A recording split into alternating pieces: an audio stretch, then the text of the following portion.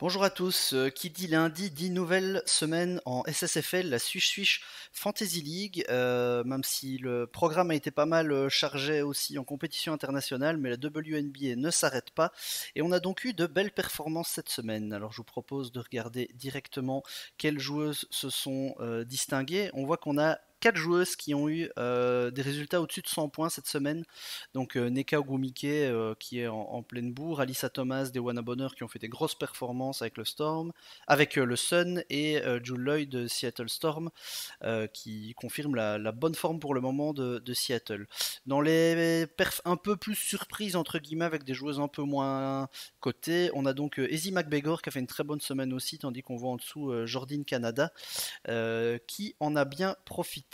Alors ça nous donne au niveau des tops par valeur des performances assez cohérentes, c'est-à-dire que cette semaine c'est plutôt les grosses joueuses qui ont fait des grosses performances, comme on vient de le mentionner, et ça donne donc au niveau des compos, alors la composition maximum, il y en avait deux en fait. Vous pouviez faire une composition 5-5-2-2-1 avec Neka, Alyssa Thomas, Jordan Canada, Dijonay Carrington et Kalani Brown, ou alors Neka, Dewana Bonheur, Ezzy McBegor, Jordan Canada et Kalani Brown si vous faisiez 5-4-3-2-1.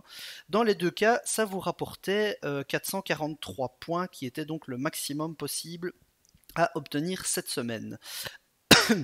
Alors si on regarde au niveau du classement, on voit que donc c'est The Little Dipper qui obtient un score de 432 points cette semaine, c'est-à-dire très proche du max, donc félicitations. Et au niveau du classement général, c'est toujours Thierry qui mène la danse, talonné de peu par Connecticut Sun FR. Au niveau des crews, la semaine a été, c'est l'équipe Bradenton talonnée de peu par les Johannesburg Mariners et ça confirme le classement au niveau de la saison. On va s'intéresser tout de suite à la semaine qui arrive et en tout premier au calendrier.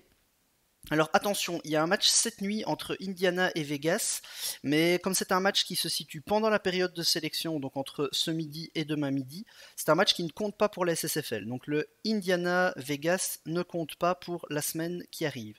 En revanche, après, on a, si je ne m'abuse, 16 matchs. Et alors, de toutes les équipes, on a seulement 3 équipes qui ne jouent que 2 matchs. Donc il s'agit de Connecticut, de Las Vegas et d'Indiana. Et en plus, Connecticut et Vegas vont rencontrer des grosses oppositions, donc sans doute des équipes à éviter. Pour le reste, toutes les équipes jouent 3 matchs, donc difficile de choisir. J'ai quand même l'impression qu'il y a pas mal d'équipes de bas de tableau qui vont se jouer entre elles. Donc on voit que Seattle, Minnesota, Phoenix ont des calendriers qui sont plutôt favorables, Los Angeles aussi, alors qu'on a New York, Vegas, Connecticut qui vont un peu s'entretuer entre eux. Donc on irait plutôt de là. Enfin, encore une fois, ce sont seulement mes avis et mes conseils, mais vu ma place au classement, je suis peut-être pas le plus à même pour faire des conseils. Dernier point quand même à regarder, comme toujours, les blessures.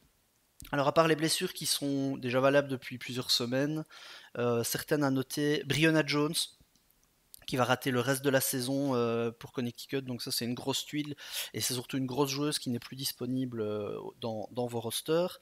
Grace Berger qui est absente au niveau d'Indiana, je ne sais pas si on a des idées de retour. Et alors, dans les absences qui sont plus récentes aussi, on a donc Shakira Austin qui vient de se blesser dans le match de dimanche et on ne sait pas encore le retour, mais elle manquera sans doute plusieurs matchs. Donc voilà un peu pour les infos. Pour le reste, je vois aussi Sophie Cunningham qui est en day-to-day, donc toujours attention aussi du côté de Phoenix, même si elle a joué le dernier match. Donc écoutez, voilà un peu toutes les infos. Moi je vous souhaite une bonne chance pour la semaine qui arrive et on se retrouve la semaine prochaine.